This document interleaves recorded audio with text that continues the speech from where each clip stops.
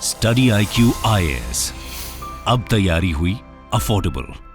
नमस्कार दोस्तों, पाकिस्तान के अंदर इस समय कुछ भी हो सकता है। जी हां, कुछ भी हो सकता है। मैं ऐसा इसलिए कह रहा हूं क्योंकि आपको पता होगा कल पाकिस्तान के अंदर चुनाव था, लोगों ने वोटिंग दिया और उसमें जो 3 मेजर पार्टीज हैं, एक तो आपको पता ही है नवाज शरीफ वापस आ चुके हैं, उनकी पार्टी के द्वारा चुनाव लड़ा जा रहा है और मोस्ट प्रॉब्ली वही प्राइम मिनिस्टर बनने वाले थे।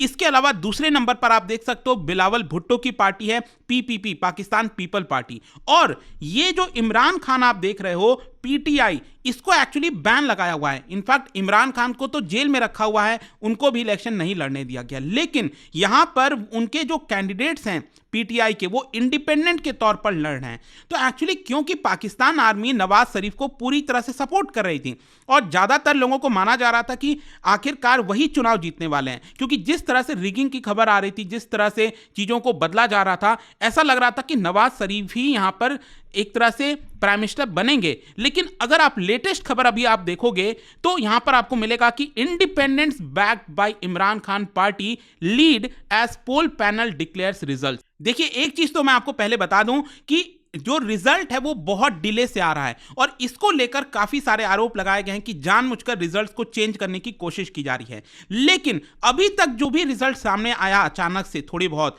उसमें यह देखने को मिला कि इमरान खान की पार्टी के जो कैंडिडेट्स हैं वो इंडिपेंडेंट के तौर पर लड़ रहे थे, वो इस समय आगे निकल चुके हैं बाकी पार्टीज के मुकाबले, और वो मैं आपको आगे दिखाऊंगा क्या लेटेस्ट खबर है। लेकिन शायद ही कभी ऐसा हुआ होगा पूरे दुनिया के अंदर कि इंडिपेंडेंट कैंडिडेट्स ट्रेडिशनल पार्टी से आगे निकल जाएं, लेकिन इस समय पाकिस्तान में वो आपको देखने को मिल रहा है। तो इसको डिटेल से चर्चा करेंगे कि एग्जैक्टली हो क्या रहा है, इसका परिणाम क्या हो सकता है। काफी कुछ जानने को है, चलिए आगे बढ़ते हैं। लेकिन उससे पहले मैं आपको एक और चीज बता दूं, अगर आप UPSC की तैयारी कर रहे हैं तो हमारा फाउंडेशन बैच अवेलेबल है, इसको आप अवेल कर सकते हैं by using the code Ankit live, ताकि आपको मैक्सिमम डिस्काउंट मिले। ध्यान रखिएगा, हमारे फाउंडेशन बैच में आपको पूरी तैयारी कराई जाती है, प्रीलिम्स, मेंस, इंटरव्यू सब कुछ आपको सिंगल बैच में मिल जाएगा। और इसके अलावा अगर आप MCQs अटेम्प्ट करना चाहते हैं तो मेरे इंस्टा पेज पर जा सकते हैं, वहां पर स्टोरीज में जितने भी MCQs हैं उसको आप अटेम्प्ट कर पाएंगे। तो चलिए सबसे पहले ये देखते हैं कि एग्जैक्टली अभी हुआ क्या है। देखिए, ये वाला जो इलेक्शन था ना 2024 वाला पाकिस्तान के अंदर, इसको बोला जा रहा था मदर ऑफ ऑल सिलेक्शन। देखिए, यहां पर ट्रेडिशनली क्या हुआ है, आज तक जब से पाकिस्तान और भारत डिवाइड हुए हैं, पाकिस्तान में वही सरकार चुनकर आती है, वही लोग प्राइम मिनिस्टर बनते हैं जो वहां की आर्मी चाहती है। तो जब आर्मी जिसको चाहती है वही प्राइम मिनिस्टर बनता है, तो आप उसको इलेक्शन कैसे कह सकते हैं? वो तो एक तरह से सिलेक्शन हुआ। इसीलिए इस बार का जो चुनाव है पाकिस्तान में, उसको मदर ऑफ ऑल सिलेक्शन बोला जा रहा था। पाकिस्तान की आर्मी ने यहां पर पहले से ही प्लान कर रखा था कि किसको प्राइम मिनिस्टर बनाना है। जो फॉर्मर प्राइम मिनिस्टर हैं इमरान खान, उनको जेल में डाल दिया और कई महीनों से वो इस समय जेल में ही हैं।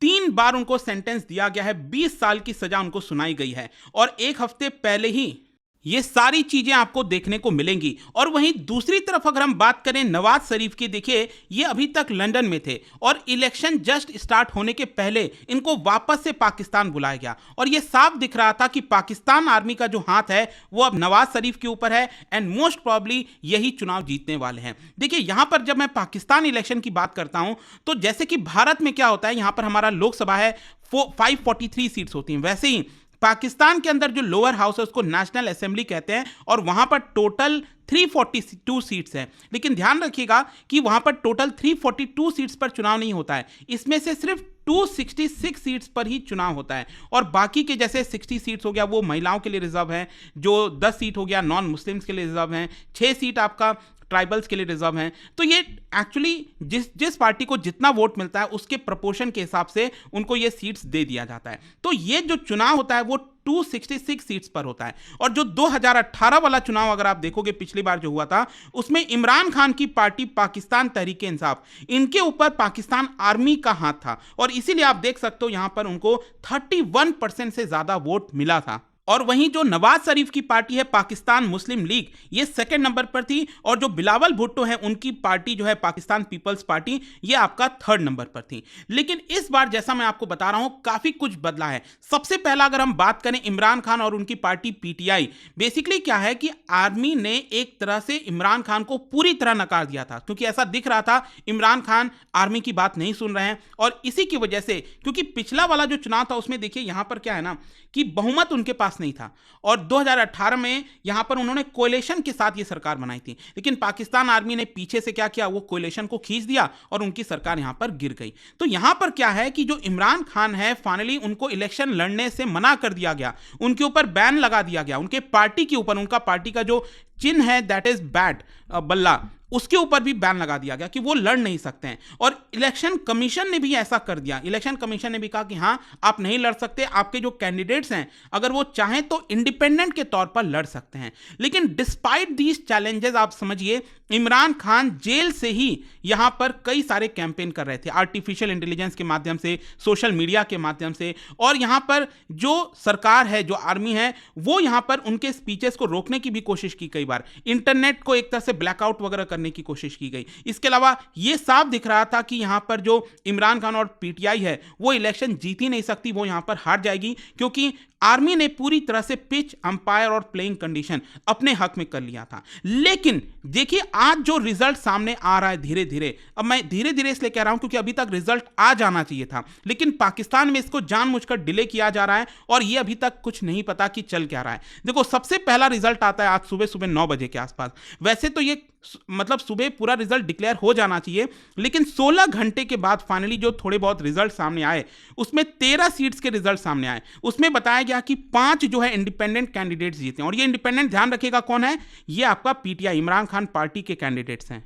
फिर इसमें से 13 में से जो 4 सीट्स हैं वो नवाज शरीफ ने जीता, और बाकी का जो 4 सीट्स है लगभग वो आपका बिलावल भुट्टो की पार्टी पीपीपी ने जीता। और इंडिपेंडेंट्स ने ये जो सरप्राइज दिया है वो काफी ज्यादा सरप्राइजिंग बताया जा रहा है। फिर देखिए क्या होता है, फिर वापस से करीब 37 जो रिजल्ट्स हैं वो डिक्लेयर किए जाते हैं। यहां पर इंडिपेंडेंट थोड़ा सा पीछे हो जाता है, तो ये साफ दिख रहा था कि क्या वापस से जो एक तरह से रिगिंग है वो स्टार्ट हो गई है, क्योंकि इमरान खान एक तरफ से ये कह रहे हैं कि उनका पूरा सपोर्ट है, और यहां पर वो एक तरह से पीछे हो जाते हैं सुबह लगभग 1-2 घंटे के बाद जब पहला रिजल्ट आता है। फिर उसके बाद जब मैं ये वीडियो रिकॉर्ड कर रहा था उसके जस्ट पहले यहां पर जो रिजल्ट्स मेरे सामने था उसमें टोटल 67 रिजल्ट्स डिक्लेयर किए गए थे, जिसमें आप देख सकते हो इमरान खान पार्टी के जो कैंडिडेट्स हैं इंडिपेंडेंट्स वो यहां पर आगे हो जाते हैं और 23 सीट्स, 67 में से 23 सीट्स ये जीते हैं।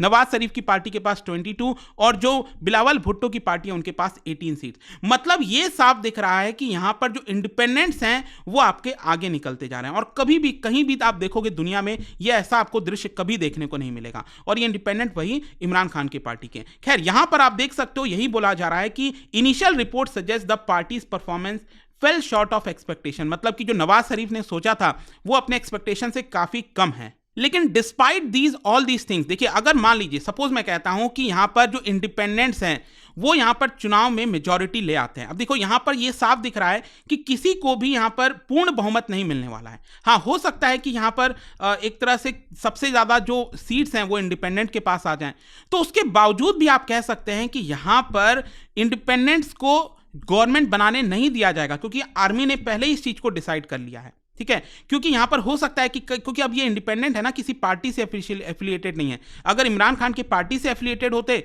तो वो एक साथ आ सकते थे, अब यहां पर एक साथ उनको आना चाहिए, लेकिन आर्मी ऐसा क्या होने देगी, नहीं होने देगी। उनमें से बहुत से लोगों को अपने अंडर में ले लेगी, यहां पर उनको शिफ्ट कर देगी कि भाई आप पीपीपी में चले जाओ, तो हो सकता है नवाज शरीफ के पास उस तरह से मेजॉरिटी मिल जाए, वो देखने वाली बात होगी। या फिर अल्टीमेटली हो सकता है कि अभी जो लास्ट आप देखोगे इमरान खान को हटाया गया तो नवाज शरीफ वाली पार्टी और जो बिलावल भुट्टो है वो दोनों एक साथ आ गए थे और उन्होंने यहां पर सरकार बनाई थी, तो वो भी एक चांस हो सकता है। लेकिन क्वेश्चन यहां पर यह है कि आखिरकार ये रिजल्ट्स डिक्लेयर क्यों नहीं किए जा रहे हैं, इसमें डिले क्यों हो रहा है। देखो जो सीनियर ऑफिशियल है इलेक्शन कमीशन ऑफ पाकिस्तान के, उन्होंने कहा है कि इंटरनेट का इशू है। आप सोच के देखिए इस समय सबसे इंपॉर्टेंट इलेक्शन पाकिस्तान में हो रहा है और इंटरनेट इशू इसको बताया जा रहा है। इसके साथ साथ यहां पर यह भी बताया गया कि जो मोबाइल सर्विस ब्लैकआउट है वो भी देखने को मिला, उसको रिस्टोर नहीं किया गया है। और इसी की वजह से आप देखोगे इमरान खान की पार्टी पीटीआई ने कहा है let the world know that the clear and overwhelming mandate of the people of Pakistan is being stolen. कहीं ना कहीं यहां पर जो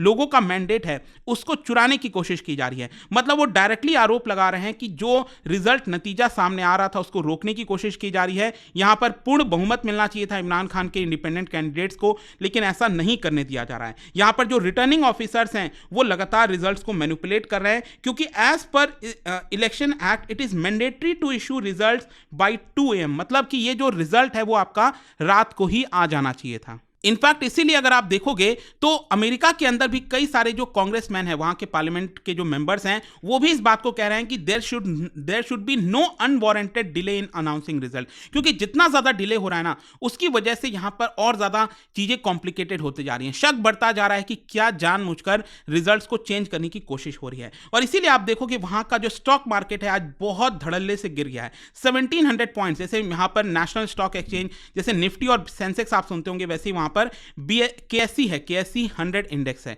वो करीब 1700 पॉइंट्स लुढ़क गया। खैर, जाने से पहले कंक्लूजन क्या निकलता है, देखो पाकिस्तान में क्या होगा अभी एग्जैक्टली नहीं पता, लेकिन भारत की भी निगाहें पूरी वहां पर होंगी। अगर कोई भी किसी भी प्रकार का प्रॉब्लम आता है, किसी भी प्रकार का वॉयलेंस क्रिएट होता है, तो कहीं ना कहीं भारत उसके ऊपर नजर रखेगा। हो सकता है कि चीजों को डाइवर्ट करने के लिए भारत के जो बॉर्डर है वहां पर ये लोग फायरिंग वगैरह स्टार्ट कर दें, कुछ भी हो सकता है, यू नेवर नो। खैर, यहां पर एक चीज मैं आपको बता दूं, पाकिस्तान में अभी तक, जी हां, 77 ईयर्स की हिस्ट्री में अगर आप देखोगे तो किसी भी प्राइम मिनिस्टर ने 5 साल का पूरा टर्म ही पूरा नहीं किया है, टेन्योर अपना पूरा किया ही नहीं है। सोचिए, ये हालत है। उसका कारण ये है कि वहां के प्राइम मिनिस्टर को पद से हटा दिया जाता है, कभी करप्शन के चार्जेस, कभी डायरेक्ट मिलिट्री तख्ता पलट कर देती है, कई बार जानबूझकर रेजिग्नेशन कराया जाता है, और कई बार तो असैसिनेशन भी हुआ है। जैसे कि आपने बेनज़ीर भुट्टो के बारे में सुना होगा, उनका भी असैसिनेशन हुआ था 1993 में। तो आप समझिए 1 साल के अंदर 5 बार प्राइम मिनिस्टर बदले गए थे। ये हालत है पाकिस्तान की। अब देखना है क्या होता है इसको लेकर। आपका क्या राय है इस पे मुझे कमेंट्स में जरूर बताइएगा। और जाने से पहले एक इंटरेस्टिंग क्वेश्चन, क्या बता सकते हैं when was the first session of Lok Sabha of independent India held? जो इंडिपेंडेंट इंडिया में स्वतंत्रता के बाद लोकसभा का पहला जो सेशन है वो कब हुआ था, कौन से साल में, आपको बताना है। इसका राइट आंसर आप सबको पता है, मेरे इंस्टाग्राम पर तो मिलेगा ही, वहां पर अगर आप नहीं हो कोई बात नहीं, टेलीग्राम से ले सकते हैं इसका सही उत्तर। मैं कई सारे जो MCQs हैं वो यहाँ पर स्टोरीज में डालता रहता हूँ। अगर आपको PDF चाहिए तो टेलीग्राम पर आइए, अलग अलग सोशल मीडिया पर आप जुड़ पाओगे। और जैसा मैंने आपको बताया, अगर आप UPSC की तैयारी कर रहे हैं, कोई भी बैच चाहते हैं, you can just use this code Ankit live, ताकि आपको मैक्सिमम डिस्काउंट मिल जाए। आई होप कि वीडियो आपको पसंद आया होगा। मिलता हूं आपसे next time. Till then, thank you very much, see you soon. Study IQ IAS, अब तैयारी हुई अफोर्डेबल।